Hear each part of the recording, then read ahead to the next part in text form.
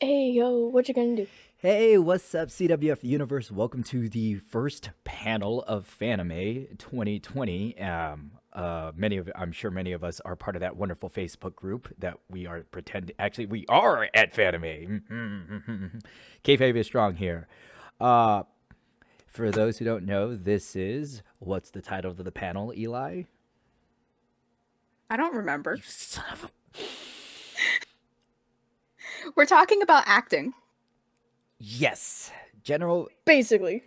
Act. The stage is my ring, Acting 101. Thank you, Moobot. This is a panel that has been submitted to us by Eli. It is her idea, which is why she's in the middle spot. Let's go ahead and give a round of introductions. Everyone, my name is G, one of the co-founders of CWF and lead producer. I will be in this Twitch space for a very long time this weekend. Far too long. I play Madishita and Mr. Hiki, and the crowd loves to yell at me, and my teammates love to give me headaches. I'm Eli. I am Francisca Von Karma, probably most famously, but I've also done Cass at MagWest and Navi whenever a heal is needed. So lots of different roles, lots of different sets of heals. Heels and heels. That's actually ironic. I love that. Jeez. Oh god, that's ironic. Hey guys, Chrstina here. I've been known for doing two characters only so far in CWF, mainly Brittany from Fairly Odd Parents, but notoriously been doing King Boo from Luigi's Mansion because I am actually very fond of that series way too much. Oh, I love that series. Absolutely one of my favorites. But we're here today just because we wanted to share our experiences and knowledge with everybody here. Already, look, Mantis Mankiller goes boo. Well, that's my name, guys. What you gonna do? That's my name. What you gonna do? If the title wasn't obvious enough, this is a panel based on imparting knowledge on the basics of performance and acting in general. And with any sort of instructional workshop panel, this is the time where we list our credentials to show that we're not the blind leading the blind. Yeah. Absolutely on that one.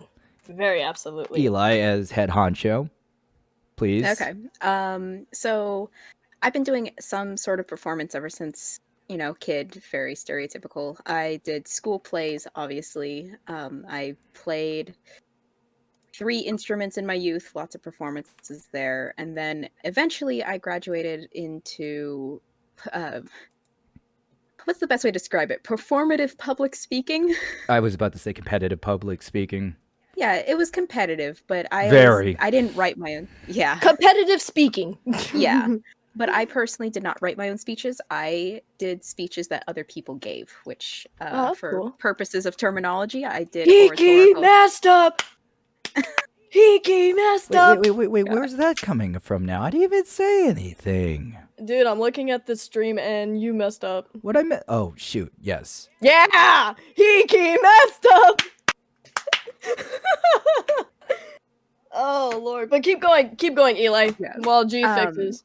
I did a category called oratorical interpretation, which was... I also did dramatic or duo interp. So I gave a speech that someone gave. My 2 big ones were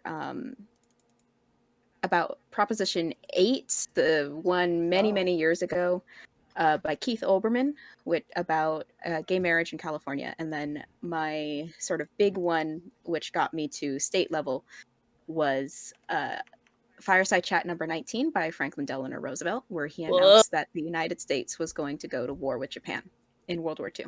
Whoa, I will give kudos on that. I actually did not know that. That's actually very impressive. Wow. That was a rough one. I actually got to state qualifiers for that one, I believe. Oh, jeez.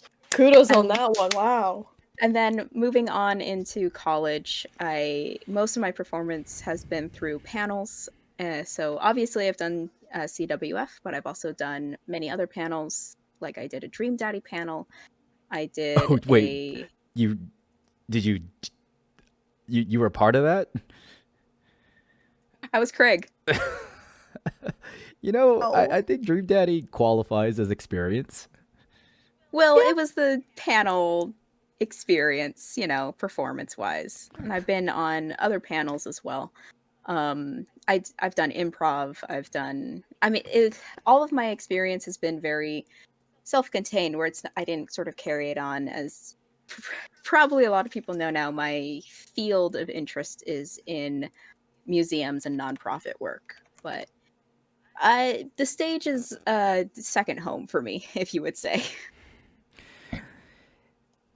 I like that. That makes total sense. But wow, Dream Daddy, you were in a Dream Daddy panel. Wow. One of the developers was there too. To be fair, stranger things have happened. I like to keep my life a secret. Every time you talk to me, something new comes out. That I guarantee is very true. And what about you, Chris? And now outside of CWF, I'm big into singing groups, especially with sea shanties and stuff like that. And free time now. Yes, I just graduated with my master's on Tuesday. I give you congratulations. That's a big accomplishment. Very Thank big you. accomplishment. My thesis was 139 pages long.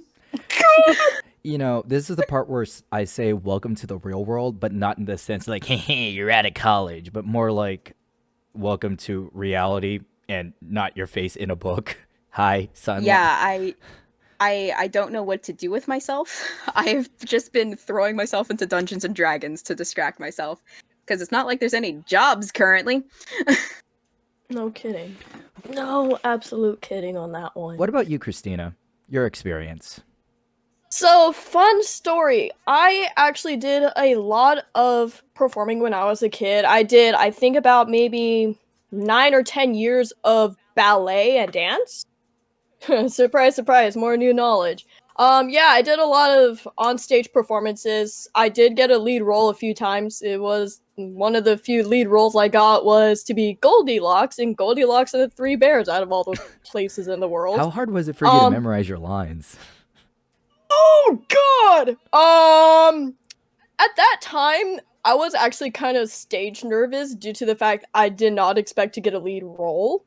And the fact this was the only time I actually got a lead role in general, because everybody else surpassed me on that. So this was like my first, I can do this! Next thing you know, what made it a little bit more funny and a little bit more special was the fact that during the time that I was performing, because this was like a production with the ballet group and all that, one of the roles that was needed was a Papa Bear. I am not going to lie, this is still very special to me. Did you get your dad? My dad was Papa Bear for the play, and I'm still very, very grateful for that, because that just made me, it made my heart flutter, because I'm like, oh, I'm not alone anymore, thank God. Wow. And then suckering your dad into one of your performances. Actually, I didn't. He volunteered. I was just like, I don't know what the hell's going on. I'm just nervous as hell already on stage, but he kept pushing me, saying, come on, you got this. Yeah, I'm not gonna lie, I did mess up here and there, and we have footage of it somewhere on my videos in the house. But in the end, it was definitely a cool experience, because then it taught me more on how to appreciate performance theaters, and then a little bit more, I was in a lot of private plays, like a lot of private schools, and doing a lot of private, school productions, doing a lot of solo singing. I was in choir for maybe 5 or 6 years. Then going to college, I did dance for maybe a year, and then performed on that stage. So definitely performance, I've been pretty much everywhere. And then the person I'm currently dating, Mr. Ian Pabito, yeah, he also got me to do a little bit of learning about acting and stuff due to the fact that, well, he's trying to be a voice actor. I mean, he's doing a good job climbing the ladder. He is. Oh my god, so much improvement. It's just, wow, what a miracle. I've been watching him improve every single step of the way, and my god. I like how you said a miracle, which implies it required God's favor for him to succeed. It kind of does! A bit, because keep in mind the market is not easy. Yes, yeah. We all know that when it comes to effort and success, it's 10% luck, 20% skill, 18% concentrate Agents and networking and all power that, but will, 5% pleasure, 50% pain, and yeah, you're Asian if you were the ones who actually added up those stats when listening to the song. pretty much. No, he's been improving Don't quite a remind lot. me. He's been improving quite a lot. I've been trying to nudge him here and there to come back as your waifu in CWF when I can. I really do try to nudge him, but he does whatever he does. Uh, And on my spare time, I pretty much play a lot of video games, mainly a lot of Nintendo themed ones like Animal Crossing currently, Pokemon Sword and Shield, Mario Odyssey, Luigi's Mansion 3, and then the other thing I do, I sit on my butt and I draw. So that's how I became King Boo, because I draw, he likes art. It works. Thanks for sharing that. I'll keep it quick for me. Graduated from college with a degree in theater. Taught competitive speech and debate, the same thing Eli did for middle school. Helped produce at least 2 to 3 state champions, 3 to 4 national champions. Hit a bunch of plays. Oh, you were with those schools. I get it. I'll just hide in shame, because now I feel like a total loser. Damn. I am also an award-winning playwright with the Geek Show at Bindle Stiff. We won the Oh, wow. short live. Moved on to live theater writing and directing. I know that Bindle Stiff has a online show, and the script that I wrote is being performed, and I'll be directing that segment. So I've been a little busy. Not bad. I'm actually surprised I did not know half of that. It's very impressive. For our new viewers out there who've never met me, I am also one of the people who has destroyed the Persona 4 fandom. I am the Persona 4 High Am Daisy clip, where I still get recognition for that. I'm sorry. It's there. I'm scared to know. I'm very It's scared not to about know. that. But that's enough about me. Weren't you in a random encounters video as well? Yes, I was. How did you wait? Did you know me around that? Yeah, you knew me around that time. I was I don't remember how it came up. Either I was told or I was just like watching random encounters videos. So I was like, oh, that guy. Yes, I was in Random Encounters. I was also in a few videos with the Crane couple. Not bad. They're good friends of ours. But hey, let's go ahead. Panel! So, we're talking about basically how to act for the, like, CWF kind of perspective. Isn't that right, Eli? Yeah, and I kind of want to just say that typically when you had, and this is, G, you can confirm or deny, but there's kind of 2 ways to sort of get into CWF. And I've noticed that it's people who enjoy acting and then people who enjoy wrestling. Yeah, that's very true. And obviously we put a lot of emphasis on the wrestling because we are wrestling themed. But I think that there's also some merit to coming from that acting background and enjoying the very acting improv side of CWF, which is not as glamorous. So obviously it's not as interesting to talk about when you're talking about all the matchups and stuff. But I think if you want to get into sort of anything like this, having an acting background is as important or as valid as having a wrestling background. And it definitely helps. And in general, I think that the knowledge that is going to be bestowed upon you today and this coming weekend is just going to be very helpful for anything performance related, because performance is performance, and really all these styles is just how you go about it. So don't think about all the knowledge we give you as like the secret sauce or the one true way.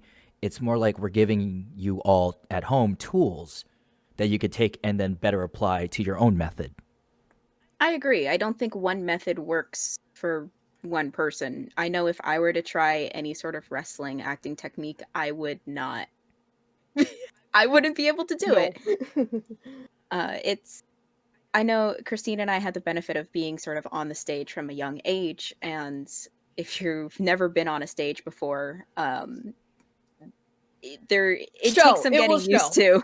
It takes The, some the getting used to. the best way to put it is like I remember this scenario perfectly well. I'm gonna kind of emulate a little bit of a story from what happened when I was doing Britney for the very first and second time actually. Oh god. Uh like I have performed on stage for quite a while. But I have not performed like since I did CWF and doing, ballet and stuff. I have not performed for maybe more than I'll say about 10 to 11 years. There is a rule that everybody should kind of know. If you don't do it for a while, you will get frickin' rusty. Oh my god, my rust was definitely showing when I was performing as Britney. Because I was literally shaking on stage. Like, no one saw, thank god. But my legs were shaking so much, I felt like I was gonna fall. And I was stuttering probably once in a blue moon. I was forgetting the key points. Like, no one saw this because they only saw the personification. But me personally, I felt terrified. Like, I do not want to be on stage. And it actually kind of goes into our first point, actually, now that I think about it. The first point that Eli and I came up with for our 3-point idea, or tool, there we are, our tool. The first point that we came up with is find a character that suits your strength. So what we mean by that is, for example, since a lot of people have been recognizing me more for King Boo, I'm like, okay, he represents something I truly do enjoy. I love to draw. But when I was doing Britney, I was like, I cannot resonate with this character. Like, she's fun and all, but the problem is I couldn't resonate with her. I couldn't go full out because the problem is she's a musician. That sounds kind of lame, but at the same time, it is a definite mental state because as a musician, you could pull more information. You can say, oh, I can say this, I can say that, I can say this. But for me personally, I'm not a musician, so I would not know. But when I do cosplay King Boo, oh, I could go glitz and glam saying, I'm a king, I know my art, you don't, screw you, kind of stuff. So. And the one thing I want to emphasize is that anybody can play any character, but performance is a learned skill. It does not come naturally to people. And if you're thinking about getting into this type of performance, picking a character that initially you resonate with and you understand and maybe even have some connections to, Will bring the physicality wise, best of or you. yeah, it'll be a lot easier for your first time. I am not a great example of that because I have chosen characters that sort of stretch me. But you also have to remember that I've always have kind of played this news anchor presidential kind of I know what I'm talking about thing. So kind of taking that the next level and saying I'm superior to you. That was common and familiar to me, even though I hope I'm not like that in real life. Oh, Lord. I think one perspective that is really important to bring up is that this is one of the very few mediums where you get to choose who you want to be. You are not wrong. Oftentimes, it's either you're given a character or you want something, and then it gets settled in, and you have to pick like your third choice. So When you do that. use that opportunity. Yeah. Especially at this downtime, just oh my gosh. Just with this downtime, find a character that suits you for being you. And yes, original characters do exist. We do have a few original characters in CWF. So if you cannot find a character that you cannot relate to, you could create your own. But make sure it makes absolute sense. Thank you for bringing that up, Christian. There's a point in your CWF promos kind of follow the same formula in some sense. And one of the things that you have to do is introduce yourself, even if you are, even if you're Waluigi, which everyone at a con is going to know who Waluigi is, it's still good practice to introduce yourself because that sets up the audience's expectation. So I know we have Brave Shaggy, right? Yeah. That's a character. Yes, Yes. Brave Good old Shaggy. Shaggy. Ultra Instinct Shaggy. Oh, Yeah. Like, what a name. man. So, That's good. and That was good. when you see Shaggy up on the stage, everyone's gonna know. I mean, I think most people at cons will know who Shaggy is, but adding that brave And element if they still means he don't, has I to. feel old. 1969 was when Scooby-Doo was out. You should feel old anyway. No. Dang! Shots fired! Bang, bang! Woo! Oh no. Love you, G. But yes, Um, everybody recognizes Shaggy. But when he's introducing himself, it says, "Oh, I'm brave now." Okay, that will set up the audience's expectation. And having that moment to do that and introduce yourself helps even if you're the most familiar, even if you're an original character, everyone's on the same playing field.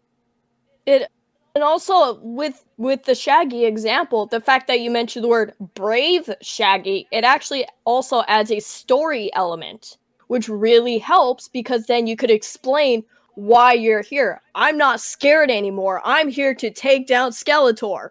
Why? Because I'm brave enough. I learned my lesson from doing God knows what. You know, it helps build a story so the audience can connect. Because So, ultimately, a wrestling promo is just a monologue that the audience could talk back. Yeah, it's true.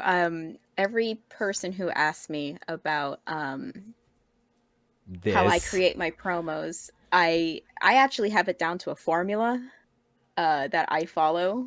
Also, real quick, I just want to thank Imaginary Ninja because he is hosting us right now. yay! It's Jericho. Hello. Yay! Please continue. He's cool. Yeah. And What's your formula? yeah, so you go up, you let the audience sort of run out their initial cheers or boos, whatever. You introduce yourself, you lay down your credentials, you introduce why you're trying to win the title. Learn that one from G. Motivation. Yeah. Yeah. And then we get into part that's a little bit more character dependent. My characters tend to be more of the anti-hero types. So Like Francesca? yeah. Okay. So I like to basically show my abilities where I know you're only really supposed to go after the champion. I do go after other competitors just to show that I can back up what I do. I try not to go overboard. I try not to break the rule of 3. But Roll of 3. Good question. I don't know the official definition of the rule of 3. But do you know what it is? Everything seems better and more appealing to an audience when it comes in 3s. I think one of the reasons why the Know rule that. of 3 works is because it takes at least 2 instances for the human brain to confirm a pattern, and then the third one just reaffirms that pattern. Yeah. So can you give a quick example, if possible? I mean, Yeah, so if I remember when I was going up as Francisca von Karma, I had to go against Phoenix Wright. But that made a little bit too much sense because we were both from the same series. I wanted to prove that I was going beyond that. So I picked 3 characters that I knew would be there and sort of was like, what can I say against them? And so I challenged Alex Phoenix Wright. And then I believe I went after Mario. I went after, I went after 2 other people. And so it's like, okay, I'm challenging Phoenix Wright. Sounds right. Irony behind that. But then it's like, oh, she's serious. Oh, she's good. Oh, she's legit. Okay, that's interesting. And I never go beyond 3 because I don't want it to seem like I'm coming after everybody. I'm here, I'm showing my credentials, and we're going to step back. And then, depending on the character, first Francisca von Karma, after that, I just hit the gas on the sex jokes. Navi, I just continually insult the audience. I'm listening to the audience to see where it could stop. So I don't know what the audience is going to react to the most. So typically at the end, I have 3 sentences that all would make a very natural ending sequence. Okay. So if I feel like the audience is at its peak, I just stop right there. Everything will still make logical sense even if I don't have to keep going. It's always good in anything entertainment related to let people want more than to get tired of it. I'm not gonna lie, that leads directly into point number 2, actually, which is basically calculate your movement. But before we go into that, I do want to give some good context behind the scenes ahead. with all of us. These past few years, we have adopted more of a collaborative environment, and there's a lot of trust behind the scenes. Oh god, yes. It takes a lot of trust and faith in your partners to allow them to insult you. And Not just that, you have to take everything with a grain of salt. Don't take it personal. And I think that's actually one point that I was really interested in because I didn't come from that wrestling sphere. And when you introduced me to this concept of kayfabe, I had no idea what it entailed. And there really is no other word that I can think of that really captures it as well. I think the other word I could say, I mean, it's not really a word, but a lot of RP servers keep up kayfabe, but they just say in character. Yeah, and in character is, I think, good, but I think it doesn't hold the same weight. Oh yeah, kayfabe is one of my favorite words in the English language, just because it's just so useful. Mm-hmm. It's useful, but it's a very unique word that a lot of people like to say that represents in character. It's a more defined definition. I mean, best way to put it. Easiest way is everybody believing. Actually, no, Santa Claus is real. That ain't kayfabe. Wow. But let's just say the best kayfabe is basically anybody doing a role play with their friends. I was gonna say you always in characters. Well, I was gonna say Disneyland. Yeah, that's very true. Yes, Disneyland is a very good kayfabe. But, oh my god! But I don't want to sidetrack you too. No, you're good. I will always talk about the Enchanted Tiki Room. Anyway, you love the Enchanted Tiki Room, my friend. Oh man. Oh, good place. Oh wow, Very Christian 29 is a cast member. Whoa, real? That's right. Yeah, but that is the thing. I mean, I think Disney holds kayfabe way harder than wrestling. He is not cast member. He's not, but definitely the cast members, dude. The cast members that basically put on the. Actually, I kind of know what you're talking about. It's basically the people that do the character meet and greets. Like, for example, you see Cinderella. That is a definite kayfabe because they have to literally personify this character. Oh, dude, cast members in Star Wars Land, they don't even use the words like restrooms. Like, what is Magic Mountain or Space Mountain? Yes. All I remember is one time I was going to It's a Small World, and don't judge me. And Go ahead. No, that's Jill's favorite ride. It's nap time ride. Hey, no! Don't you do that ride dirty. Small World. Well, we were going on there to take a nap. We went for the Christmas Carol. Christmas time is pretty. And he right before we were going, he extended the line. Oh no. And my mom said, "Wow, you have that down to an art." And he just went, "Like magic," and walked away. What? It was the funniest thing. That's amazing. You know what's amazing? Wow. Panda Booty 906 following us. Yay! Thank you. Well, yes, it does bring us into our second point. You know, we're trying to kayfabe a character. We're trying to do what we can, but it's not just being kayfabe. You also need to know how to be moving like the kayfabe. So, not just standing in one place and saying, "Hi guys, I am freaking Mario. I'm just gonna stand here and do nothing." No, you literally have to move to show life. Yes, we're going to be talking about physicality. Yes! It's very important. I will murder people on their physicality. Well, and the thing that I wanted to sort of mention is from the area of performance that at least I come from, it's all fake. Everything is calculated and done very specifically. And that's okay. That's a very valid way of performing in this sense. We have a All of I don't write much of my speech, but all of my movements are very planned out. It's just like ballet in a weird, odd way. In order to present the piece to the audience, you have to know how to move properly. So one, you don't get hurt and sprain an ankle, and two, it looks gracious okay. on stage. Can I ask the big question? We keep Sure. saying we keep saying it's important, but why is physicality so important to the performer? To the performer. One, it makes you less nervous. That Because is moving around actually makes you less nervous because it gives you something to think about besides talking on stage. You're moving, you're talking, you're like, oh, I'm gonna do this and this and this. It just helps a lot with lowering the nerves.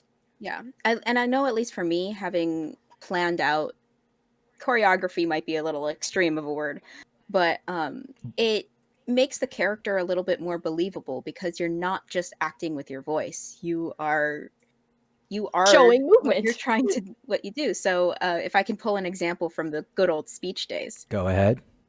A few of you know that I went to an all-girls Catholic high school. Oh wow. And yeah, that actually just closed like 3 days ago. Yeah. Ooh, that's not Not fun. There's Anyways. growing numbers of teenagers in San Francisco. Anyway, but we presented ourselves in very specific ways, depending on the speech, but also dependent on how the school wanted us to present. So a lot of the girls would be in pencil skirts. They had to have their hands in a certain way, soft hands, soft expressions, lots of smiles, because they were showing a more feminine side. I was actually a little bit on the outlier because I always did presidential speeches. So I was in pants, and it was everything from where do I put my weight when I stand. Interesting. The other girls it's okay for them to lean on one leg as long as their spine is still upright. I had to be even weight on each leg because that was more powerful and more masculine. And yeah. And what it did was my body projected this idea of I was a president, even if it wasn't specifically FDR. And was I nervous? Absolutely. You don't feel stage fright after that many speech competitions. After a while, no, but for the first maybe one or two, you will definitely still feel the stage fright. It's definitely real. It's there, but when you went through the grueling of an adult standing there with a piece of paper going, yeah, that's great, thank you, and then like not commenting anything else. Yeah. And that gets really. Physicality, I think there's a certain level of it where you can get the character and get a feel for a character, but that was never how I ever did it. For me, it was always kind of the reverse. Getting the physicality down got the character down. Real quick, I just want to give a shout out to Rireen for giving us a follow too. Thank you so much. And also, if you notice, chat, I just smoothly threw in the chat and the follower go right on the freaking on the window. Oh, I just saw that right now. Very nice. I know, I'm really good. My computer will die if I open Twitch right now. We got you. We all good. We good. Oh, hey, everybody. It's your boy Tommy Wrestling right now, on time, like always. Ha, ha, ha, ha. Wow. Bless. Thank you. Thank you. Talk about someone who has physicality down. Oh, God. You know, this is actually a very good example, a very good time for us to not only tell people the theory, but actually share examples of the application. If you want to watch, if you want to watch a really good performer in CWF, Tommy Mofo Wuso, he pulled it off like a champ. Him and Skeletor are by far the most physical characters that without their physicality will make them bland. That is the best way to put it. Took the words out of my mouth. I'm very good at that. Everybody in the Fed uses physicality quite well, but those two just take it to a ludicrous degree. I will also admit, though, Florida Man, when he performed at ALA, he pulled it off amazingly. Oh my goodness. Like, literally, when we were watching him on stage against Skeletor, everybody in the back could not stop laughing. These two were, like, macho, beautiful, physical to the max. Like, what did we just watch? Like, mind-blowing. Oh, man. It was like a robot chicken segment brought to life. Yeah, it was pretty much. great. It was good. It was I to would- the amazing. I was actually able to sneak in without G noticing and watch the ALA show in the audience. Yep. And oh, Yeah, that was everybody's reaction. Just what? And oh, I saw that he was going to do Florida Man, and I was like, I don't know how this is going to go down. And then he went up on stage and went, "Oh yeah, he's Florida Man." but if you want to know about physicality, definitely I would recommend watching Florida Man versus Skeletor, by far the most physicality act you're gonna ever see in CWF history, in my opinion. There will also be tears in your eyes. It's You're gonna so die beautiful. laughing. You're gonna die laughing in holy matrimony. It's amazing. For a bit more, a more of an academic example, Rowan Atkinson, aka Mr. Yes. Yes. aka Mr. Bean, Mr. Bean. he has this. There's this entire set of videos, which is Actually, I'm gonna top you off right now. Silent movies. I don't think this was a Silent. But, this wasn't a competition. sorry, but this actually kind of rings in the chance. Silent movies without any words. They literally have to show what they're trying to portray through their action. Sure, Buster Keaton and Charlie Chaplin, but the reason why I bring up Rowan Atkinson is because he does a series of videos called, I think it's like The Essence of Comedy, or his own, like, really long form discussion of comedy mixed in with his physical attributes. And I want to see that now. yeah, it's really good. Some of the jokes didn't age well. Of course. Well, That's usual. That's normal at this point. That's true, but it would behoove me to say this when I recommend something. Yeah. Actually, Rowan Atkinson, Hugh Laurie, and Stephen Fry are some of my favorite comedians in just how they portray their characters. Mantis Mankiller. Good thing I watched Florida Man v Skeletor live. I could not stop laughing with my friend. One thing that I actually wanted to say, because Florida Man was someone who I'm thankful I wasn't performing, because I wouldn't have been able to hold it together. There was no way to compete against that. You and There half was the no roster. way. But part of the thing that this is an experience that I get, I don't know if anybody else gets it, because I don't do the sort of get in the character and then find the physicality. I don't put as much emphasis on like becoming the character, finding the character. It is extremely hard for me to stay in character for extended periods of time. Yes. And I'm almost never in character in the back of Fanime. Sorry. Contrast to Sam, aka Reality. Contrast to Ian, Yeah. aka He's still good. And Everybody's in good. some ways that's a negative, because I did have to learn the skill of snapping into character very, very quickly. On the other hand, someone like Coach Connors will go up and I will just be howling with laughter. Every time we see him, we just can't stop laughing. But Like, he's that good. once again, this is all goes back to what we said in the beginning about these are tools. Some people are afraid of losing it, so they will keep it on. Actually, It's kind of there is another. Oh, sorry. it's the equivalent of like running a marathon, where if you stop to, like, some people view acting in character like walking. If you walk, you'll never be able to get up and start running again, so you might as well just keep running. Actually, I'm going to give you a really good example from an artist perspective once you mentioned walking.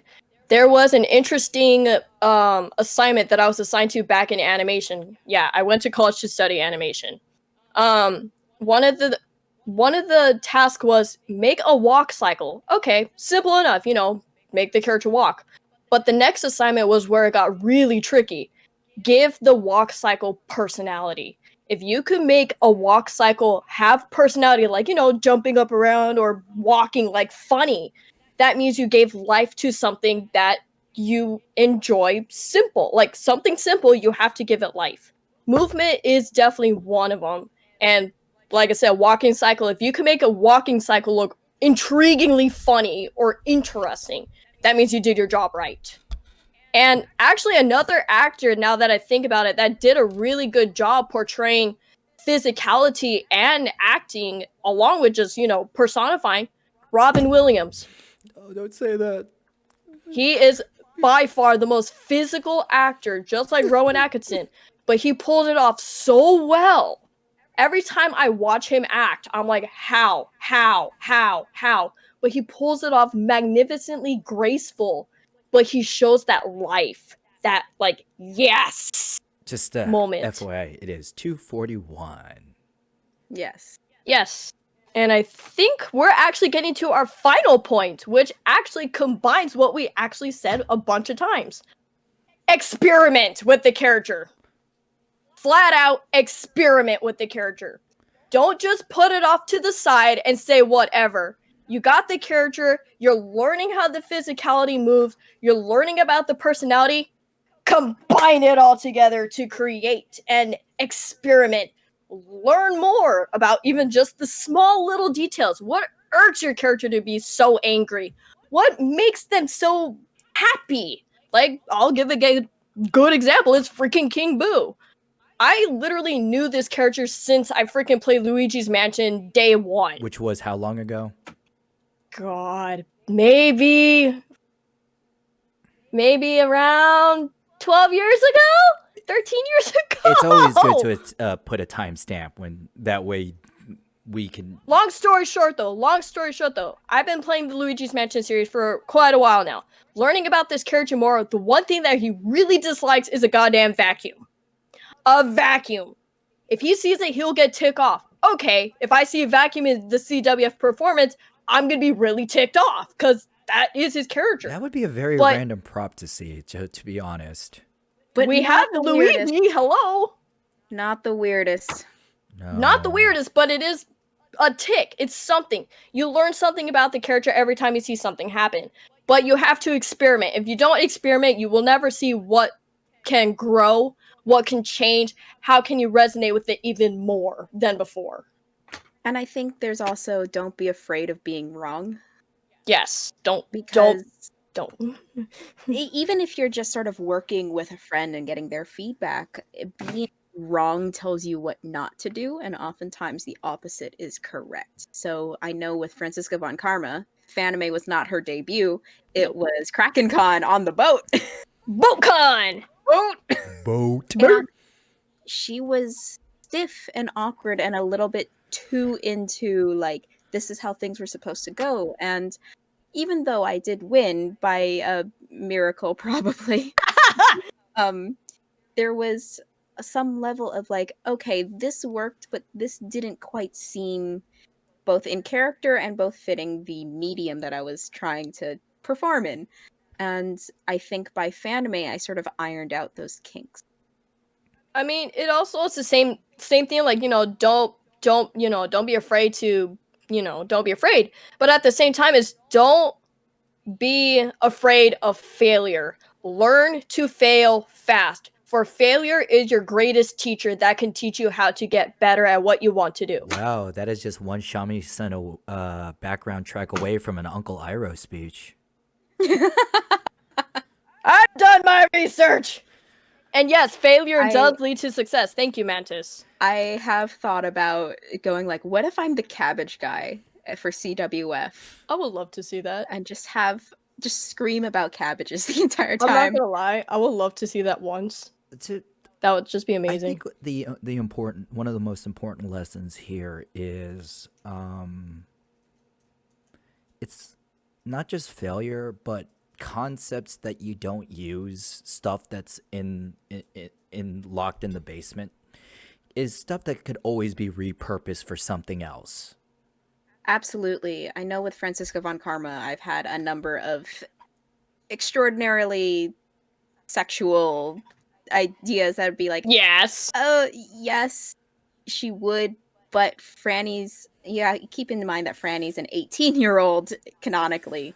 And I'm pretty sure it's very well known that I'm hoping to do Bayonetta at some point. I would love to see you pull that And off. meanwhile, those ideas, Bayonetta's fair game. Oh, fair game all the way. Rochester puss. But long story short is like learn how to fail, but also reuse that knowledge into, let's just say, make it into a DIY. Like, you know, we all play Animal Crossing at this quarantine madness. Yeah. What do we always have to get? We always have to get a DIY. Without a DIY, we won't be able to learn something new. Bayonetta, clap, clap, clap, clap, clap. Anyways, but make yourself... I gotta reuse the heels from Franny somehow. I gotta see this. But basically, learn how to become a DIY yourself. Learn how to reuse materials around you.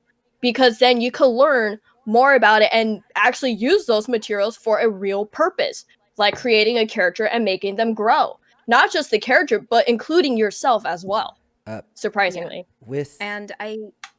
Oh, no, please, finish your thought. I was just gonna say, like, sometimes your failures will be on a very public stage. Like, I know that too well. Oh, man. On or any sort of performance, even in life, really. Yeah. And part of it that I know that we try to reinforce in the culture is like, okay, yeah, that didn't work. Move on. And really easier. not It's also easier said than done, but you still got to do it. Yeah. Absolutely. And it sounds so contrived, like, oh, revel in your failure. Yeah, everyone it's like says that. It's like the rich person who goes, work hard like me. Yeah, I hear that every day. It gets annoying. But at the same, this is very important. There is truth in that, where failures are the best learning tool, and especially for a performance. If I were to go like outside of CWF, I was big into music and performing and singing, to the point where this is not going to make sense, but there's a very specialized school in where I live that focuses on the arts and performing, a high school, and we started working a little bit to get to that because they require opera training for their singers. What the hell? No. And no. I was able to do it. I ended up not going to that high school, but I was able to do it, and then I stopped, and then puberty hit, and I also did some damage because I went to a Giants game and it was great. I hope it was worth it. It was a World Series game. Ooh, that's a fun one. Anyways, anyway, I recently picked up singing lessons again as sort of a gift to myself for finishing my master's, and my high notes are there, but rusty. They're rusty and not great. And there are a lot of times where I'm trying to do these exercises and I squeak and stuff. Yep. And it's frustrating because I knew I had them, but those failures is like, okay, this feels a certain way. Let's try something else. Let's try tap back into that muscle memory. And if you let it get you down, you're only going to stop. Can we medicine? Go ahead. Sorry. Before I do the shameless plug for the rest of the stuff, can we get a recap on the lessons today? Yes, and I was gonna give out a really quick bonus tip, just because bonus tip. I have enough time to do at least one quick one. Never give up. Keep trying. Because the thing is, people give up. People don't know. Like, it's okay to fall. You just gotta keep trying and keep going. Never tap out. Hustle, loyalty, respect. I'm not gonna lie, it's true. Because the more you show that you're trying, people will notice it and they will do what they can to help you. Because the more you fail, you're learning how to keep... That is actually kind of ironic. But the audience don't know what was right in the first place. They'll probably won't recognize it. That's one of my favorite tips I say is like, whenever I have a student, they'll flub a line like, just keep going. I meant to say that, or I stumbled, and I just say, judges don't have the script. Hey, guess what? That's what happened to me so many times. I fumbled over my words plenty of times as Brittany, but guess what? I still kept going. I still kept hustling. And guess what? That's how the world works nowadays. You have no choice. You got to keep going. That's how you're going to get on top of the world. That's how you're going to become the rich people in this world. You just got to keep going, keep trying. Just don't give up. But yes. Because, yeah. That lesson. Life. Let's get that lesson recaps. Step 1. Okay, so First lesson is find a character that fits your strength. 2. The second character is figure out their movements and calculate it to your advantage. And the third one is experiment the living daylights out of that character as much as you can before you perform. I got one. If I get to, Go ahead. don't be afraid to ask for help. Yes! Yeah. Absolutely yes! You think You can't see yourself. you think we got here all on our own? Oh, hell no. Oh, hell no. Half the time, Absolutely half hell the no. time when I critique people, and some people say, I'm gonna go ahead and pat myself on the back on this.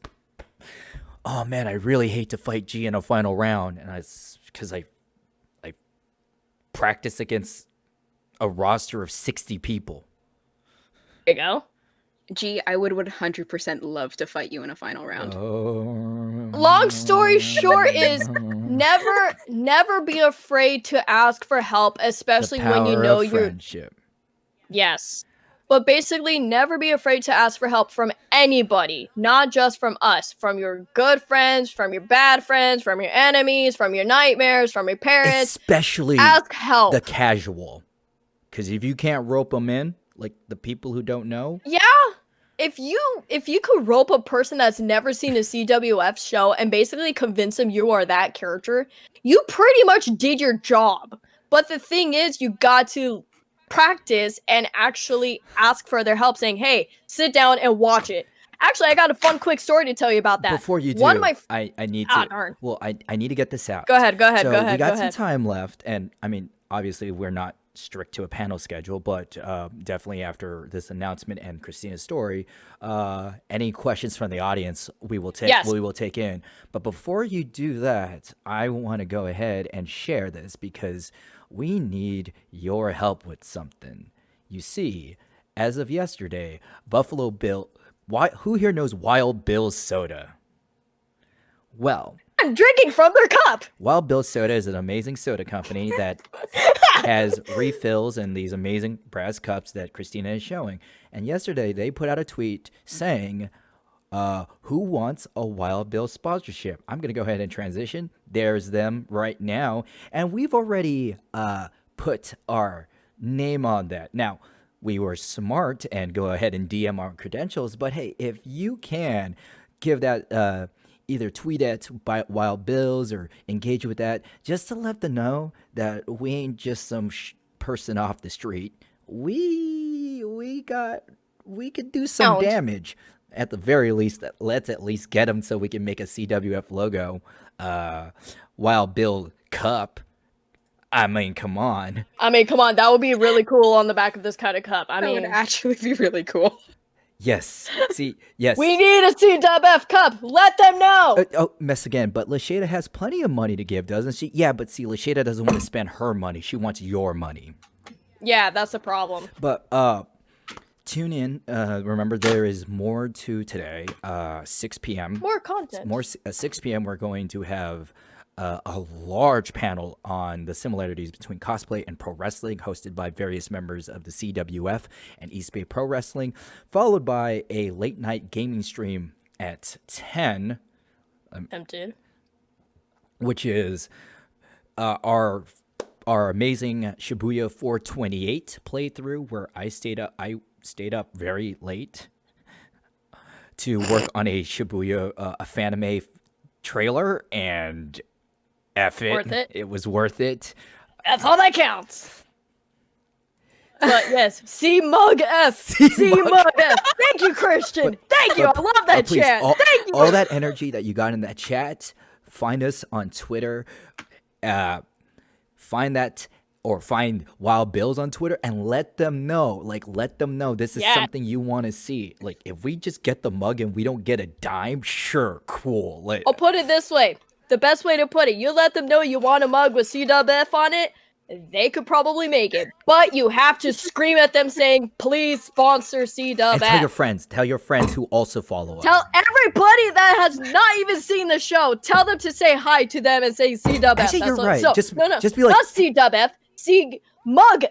Yeah, you know what? That's right. Yeah, just like, hey, isn't this logo awesome? Yeah. Wouldn't you want a drink for it? I guess. Yeah, good. Tell them.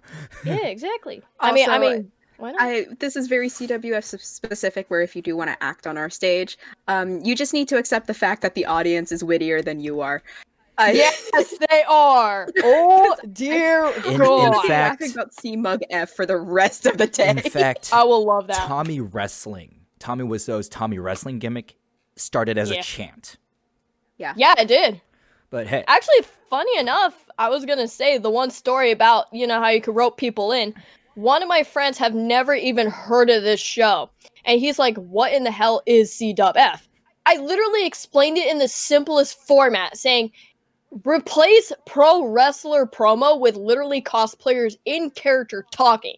Like, smack talking. And he's like, okay, I'm interested. When I was presenting my promo as King Boo, this was, I think, the second Anime California where we were doing King of the Match or what? King of Chaos. King of Chaos. When I was literally presenting my promo to him, he literally sat there and he said, "You're doing really good. I'm actually very curious." Literally, I knew this person for a while, but he's never seen me perform. That's cool. But I want to open up to chat. If you got any questions, type them out. Anybody got questions? We are. I don't show up on this chat that often. On this channel We'll that read often. it for you, my friend. We'll read it for you. And okay, Daniel's question. Maybe this was talked about earlier, but how do you handle nerves? Not just in CWF, but in front of a crowd. That's a very good question. Actually, that's a real good one. Let me- I don't have an answer. Can I take point on this? Yes. Sure. Okay, for most mediums, the number one conceit that I tell myself is that the audience does not want to see you fail. Yeah, they don't want to see that. So they will do whatever they can to give you enough good grace and good faith for you to move forward. In something like this, CWF, the number one way I like to avoid nerves. Well, first off, if you don't got nerves, you got a problem. Yeah, nerves are very, very common in everybody. It's common, but it's also just it means you care. It's natural. It means you care. It's natural. So it's less about ignoring it, and I just want to destigmatize that feeling. But Alright. to avoid being overcome by nerves, notice the difference. Okay. Prepare. Because If you just yes, if you just prepare and know your stuff by muscle memory, know your stuff to the point where you don't have to think what's next. A common forensics drill that our coaches would do, Eli, is they take your speech and they'd reel a line, and then you have to tell what comes right after that line. Yep. And that it's not that, oh wait, let me go from the beginning. Self-evident. And but you're not wrong. Practice does make perfect. And the other really interesting thing is, besides, nerves are very natural with anybody. Practice does help tremendously. But the other thing that does help calm the nerves, have fun. Never be afraid to have fun. Yeah.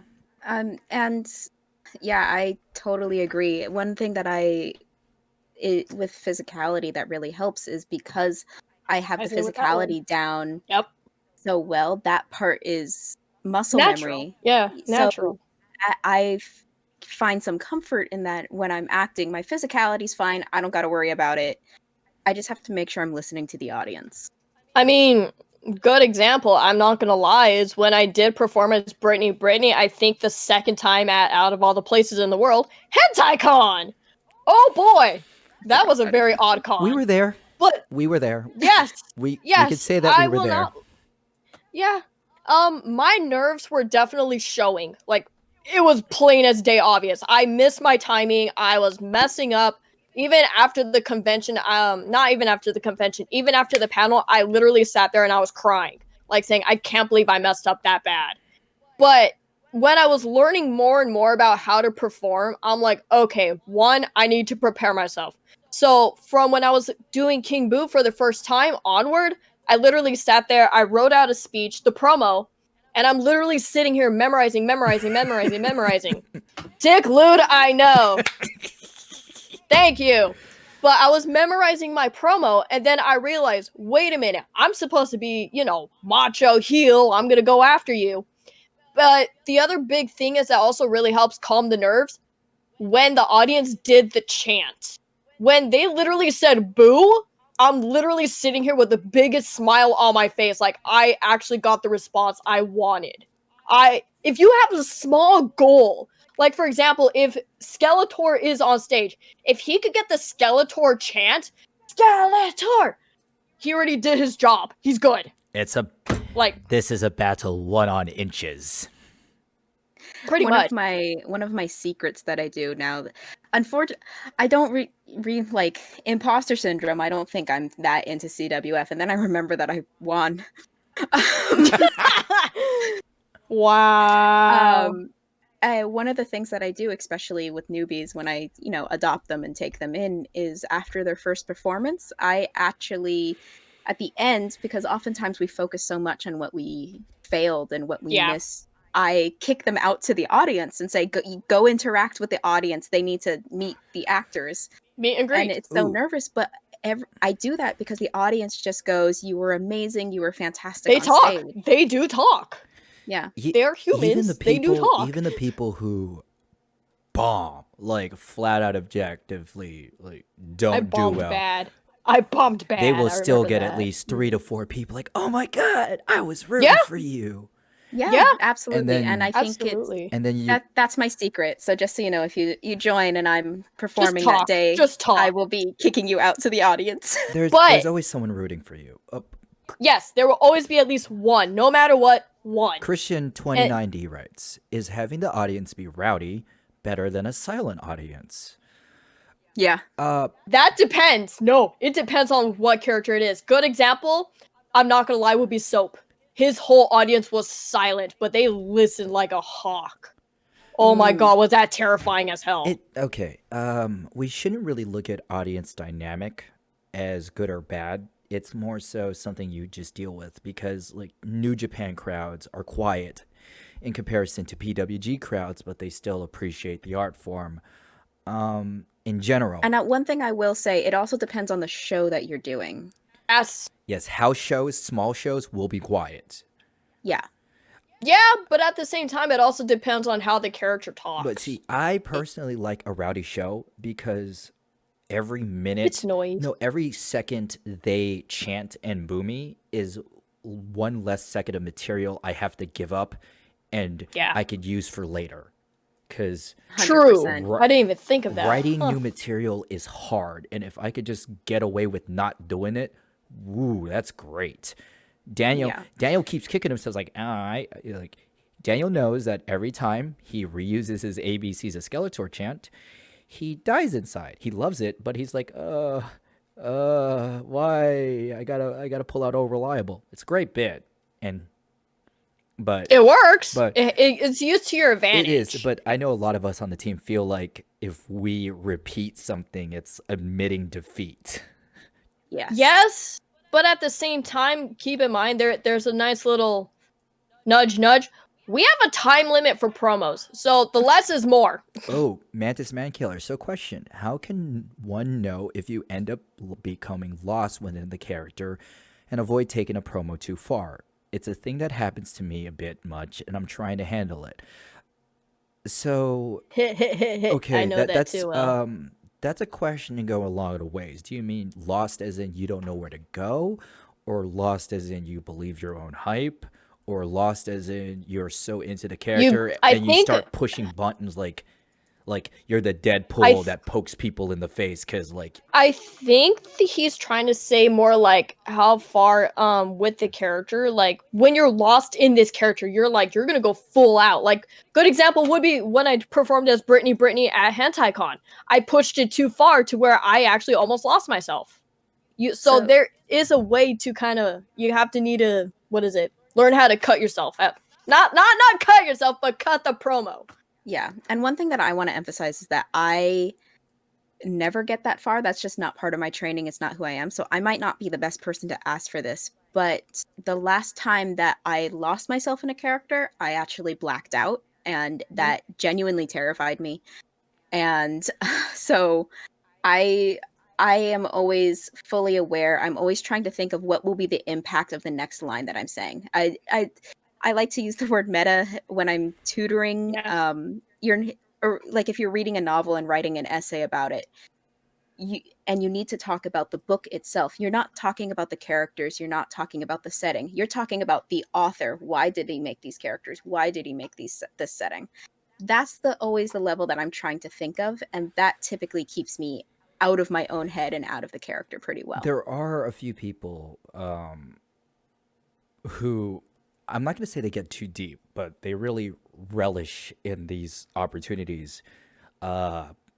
I, for one, think the person who exemplifies this the most is Reagan, aka Horn Kilma, Lupin, Star Lord, where Yeah. Reagan he picks characters that he loves being. So when he gets to just be that on a stage, he just lives. Go far. He lives in it. But it's cool. But even Reagan's anchored. I really think, again, this is me personally. Actually, funny thing is you mentioned the word anchor. When I was doing promos for King Boo, I literally told myself, okay, I need a final sentence. My good old cheesy dad joke, you don't stand a ghost of a chance. My favorite cheesy joke I will still forever cherish. I use that as my anchor saying, this is going to be my final line. When I write the promo, once I have that line in there, that's it. Because you can push yourself too far. So find an anchor point when you do your promo saying, this is how far I'm going to go. That's it. You push it too far. One, you're going to lose the attention of the audience. And two, you're going to tire yourself out. So an anchor point really, really helps. And to be honest, nobody really does lose themselves in the character, because being a character is not really being someone else. Like you're Kirby, you put on the new hat, and then you change your forms. Good old Kirby. It's more so that you're using your own little personality sliders that are always inside of you, and you're just modifying your own internal programming to meet the new parameters you have to go for. Yeah. Mesna brings up an interesting question, and he says, this continues with the rowdy audience. But what do you do if the audience takes control of the promo, like with the constant, what? For example, what's a good way to command the attention back? Okay. I can't personally answer that. Number one, mic control. Absolute mics. What chance usually happen because of two reasons. They can't hear you, or you have a very, very, very, very slow speaking style that's also uninteresting. You got to nip those two in the butt. If you always have these big pauses in between, it's gonna get really annoying, and you're gonna say what the whole time, and you don't want that. But Eli and I have the same process. Let them do tell. Yeah, let them get tired. Yeah. And I will say, if you're talking the extremes, the nuclear option is break kayfabe and say, and just get out of character and be like, you guys are going too far. Yeah, there is an extreme. Like if there's rowdy, there's hijacking, and then there's where people start saying too much is far, way too much. Where they cross an obvious line that goes to the harassment. We have given everybody carte blanche to throw the axe, time out, point someone out, and just tell them to knock it off. Well, no. We tell them to get out. Knock it off is that too. No, I mean, and that's true. It's just sort of you have to create those boundaries in your life and performance, especially because performing is a very vulnerable art. Yes, Isaac writes, we have a safe word for a reason, and Isaac takes our safety and our well-being very seriously. He's a big Papa Bear. Security guard too. Yeah, and one of the things that I think, if you follow CWF very closely, you know that I get burnout very easily, which is why I essentially disappeared after Francisco von Karma did. And that was simply for my own mental health. I need to work on school. I've developed this other character now, and it is, hi, give me money. I work for a nonprofit. Give me money. And that impacts my real life, which is I love CWF, but I also know where my boundary is. And if the audience starts doing something a certain way and I can't control it in character, I have no hesitation to be like, no, I'm done. And Yeah. it's my job as one of the producers where I just go, yeah, go do that. Mm-hmm. So If they're just extremely rowdy, there is ways to sort of clap back. Yeah, they're yeah, it's one of those things you have to make a snap judgment. There's times where people could like go there, but they have really, really poor social skills that they don't know that. Other times it's just the heat of the moment, and you to lie, this brings up a really interesting memory. And I think, who was it? I think G was there when I was doing Brittany. I think I forgot which con, but no, it wasn't you. I think it was Robert and Daniel too. The only chant I would get was "what" the whole time, and I'm standing here frozen. The one thing people tell me, like I remember I was talking to Daniel and Robert about this. The one thing they keep telling me is just keep going. Just keep going. They will tire themselves out. Just keep going. yeah, people will get tired. Here we go. Imaginary Yes. Ninja. I know in a typical Big Show format. Well, it's the Big Show. I had to do it. The first round is all about introducing yourself and your motivations. But what tips do you have for the second and third rounds when you're in a more live/improv situation?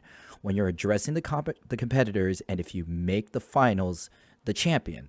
Eli. I do tell. I have a lot of experience with this because You were a champion at one point. I either get kicked out in the first round or I go all the way. There's no in between, apparently. Yeah. So improvisational skills are acquired. If you have the chance to take an improv class, absolutely do it. Yes, and is your friend. Yes, what? Yes, and. Yes, and the core of improv acting. Never say no. Don't deny. Yes, and. Yeah. And in terms of CWF specific, I have a different perspective from this, from both the champion side and the competitor side. Non-champion side. Yeah. Do tell. So I don't know which one you were interested in. Let's do non-champion. Non-champion, I think, is what they were aiming for. Your sole focus is on the champion at that point. Listen for little things that you can latch onto and stick with it. And you only need one or two. You don't have to memorize their whole thing. You don't have to go through it. Listen for one thing, hook onto it. I actually, when Mario won at the Fanime before I won, I don't know the numbers off the top of my head. He actually said something that stuck in my brain because I was listening for that one thing that could have completely destroyed him. But do you remember what it was? Yes, because he said he was going to make a certain number of characters his bitch, and he accidentally listed Luigi in there. Not my favorite. It was one thing to say like the other characters, but making your brother your bitch? No, that's wrong. That's absolutely wrong. What do you do in your off time, Mario? Do you need to talk about it? Do you need to? Yeah, you know, like we can stop the show and have a therapy session. That's okay. And it's doing something like that and hooking onto that could have turned the tides. And it did it not? No, because Alex didn't notice that. Whoa. Or was it Alex? I don't remember. Oh, goodness. I graduated college and every memory left my brain. But it's even worse for me because, like, I do so many shows, so I just go... Try to remember which one's which. I can't tell you numbers. I'd be like, I know Daniel. Daniel's an encyclopedia. Yeah, so second round, listen to what the champion's saying. Listen to something you can latch onto. Prepping. So if I'm not familiar with a lot of the characters and the series. Yes. Do some prep work. Ask friends who do know, who are bigger nerds than you, you know. Keep in mind, though, of one other thing when you do your research, you have to figure out what character the person's gonna be. Because every character will always be different somehow. We also share that information now. Thank you very much. Yes. But yes, definitely what Eli's saying is very true. Keep a very sharp listen, because there only two things. You don't need a lot. You just need one or two things to latch onto.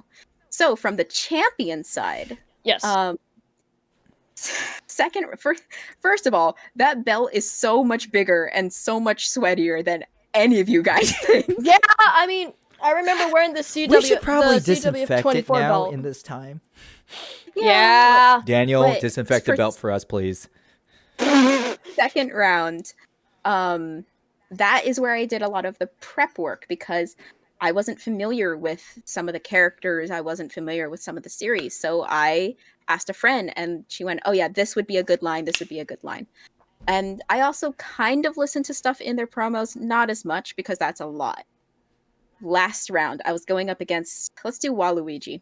That's always a fun one. I think Skeletor is also a really good one too. Because with Skeletor, the one thing I'm gonna nitpick a tiny bit, and this will go into basically what Eli's saying. The one thing I've been noticing Skeletor's been doing is the ABCs. If he keeps on repeating the ABCs, I'm gonna be like, do you know anything else? Do you know 1, 2, 3s? Like, you could literally nitpick that and you could make it a downfall. Because he does it so often. Christina, it's impressive. Christina, Daniel's in the chat. I know, but I'm You're gonna give him ideas for keep winning. No, I want to compete against him. So do I, but come on. Don't Art of War. Don't let the enemy know you're prepared. I'm an enemy. Hello, I cosplay a heel. The other aspect to when I went up against Waluigi, so I had a sense that Waluigi was going to get pretty far because it's Waluigi. Had a sense. Wah. But so I had some things prepared, but I definitely was every time he spoke, I had a very similar formula in my head. What can I say from my repertoire? This might work. Do I hear anything that is kind of clicking? And the entire time he was talking, I was going, what can I say? What can I say? What can I say? What can I say? Oh, wasn't that one AX where it was you and 2018. Waluigi going up against? Yeah, that's what it was. Yeah, and so my entire thought process during that was like, what is my next line going to be? I was like half listening. Once I had that little hook, like I could break that apart. I ignored the rest of the thing. Didn't care. I could not tell you what Waluigi said, but I remember he was talking about that ribbon from tennis, and I was like, yeah, that's nothing against this. The tennis tyrants, yeah. The tennis tyrants. I can hook onto that. The wah chant, I had to address it at some point. And in the middle of his thing, that's when I came up with, oh, you'll be crying wah, wah, wah, so I could use the chant against him. True. Don't know what he said the rest of the time. I hooked onto that and went, that's a good idea. I'll try and stick with that. Let's see where it goes. I'm going to ask you a quick question then. Do you know what line that you said that probably broke it down completely besides the wah wah wah chant? I know you had to say something else. I think. No. I thought you said something else as well. I just don't remember. I could not tell you. Darn. I know I had one about Smash. I know I had one about like Smash was popular. Living in Mario's shadow or something like that. Close. Very close. I guess the important thing is this is advanced stuff, by the way, folks. Okay, I just want to let you know. Advanced pro tips is if you know yourself and if you know your character, you'll be able to respond to that situation, because instead of thinking about what to do, you'll naturally react and say the right thing. By the time that you win and are defending, it will come you have enough practice at that point. Then let me ask, here's an actually interesting question I'm going to ask. All right, we will take one or two more, and then about 2 more questions. Whoever has any other questions, write them down now after mine, please. After yours. You're like the person. I am a king. What do you expect? You're like the person at Comic-Con that like throws the person off the mic to ask the voice actor, like, I'm a heel and I'm, come on. Give me a break here, But my question is, when you're defending as the champion. Oh, well, this is an Eli question. Sorry. But when you're defending as champion, how much research and how much effort, you could say, do you have to put in to make sure you know what the heck you're going to say next? Even though you practiced it for constantly, you're going to have to go up, let's say there's a roster of 10 people, and you go into the second round, the one-on-one banters. Mhm. how much prep work do you have to do just to make sure that each banter is one that, I'll say this way, that they cannot overcome? That is a very tough So question. Sorry. what I personally decided to do, and there's no right or wrong way for this, is I had one quip for each person. And then anybody who I thought could get into the second round or into the third round, I made one or two more. So some of them were made on the fly. Like I know Mr. Satan. I Dude, was no. I was very proud of my quip against him because I Which said was? something. Said something to the effect of like, "Why do you need two belts? Can't you buy pants that fit?" Wow! So it doesn't have to be Ooh. related to the character. It just has to be a quip. Another one I did was for Coach Connors. What am I going to say against Coach Connors? Anything he can say, even anything would He say. says it could backfire. He's Coach Connors. So I Yeah. literally just stopped in front of him and went, I don't know, and just kept walking. Wow. Just And wow. the implication was like, you're not even worth my time. I'm going to ignore you. But it was because I just didn't know. And it worked for the character. I knew I could get away with it. So one line per. To kind of banter off a little bit off of that question, how do you know as a champion when you will probably be defeated by the person that gets into the final round? I understand it is 100%. based I understand it is based off audience reaction, for sure. I was convinced Waluigi was going to get it. How do you know that, if I may ask? Wait, how do you know that? But it How do didn't you have a gut happen. feeling? How do you have a gut feeling that there's a possibility you could lose to something that you feel like, yeah, there's no way I could stop that?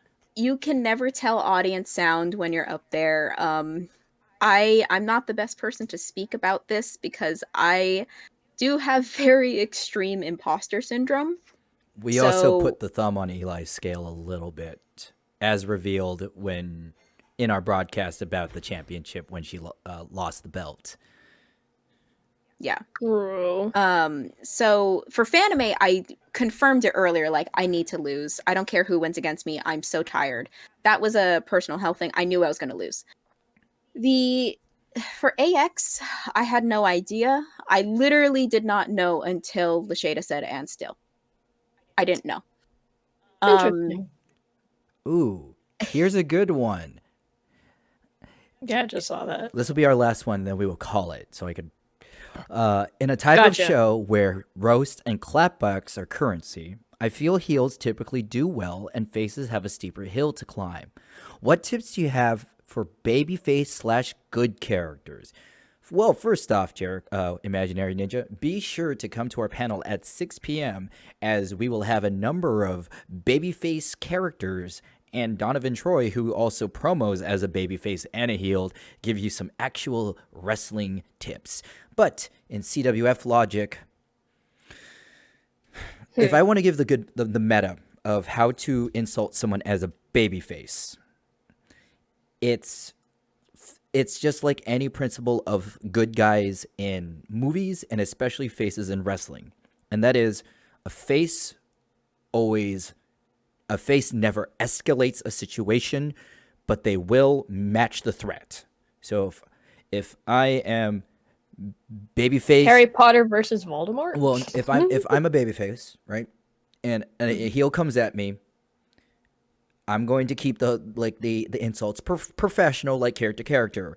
But if the heel starts insulting my character's family or loved ones and plays dirty, then I'll play dirty because the heel has just opened up that avenue, and by jumping in second, the audience looks at you like, oh wow, that face is just defending themselves, and you still look good.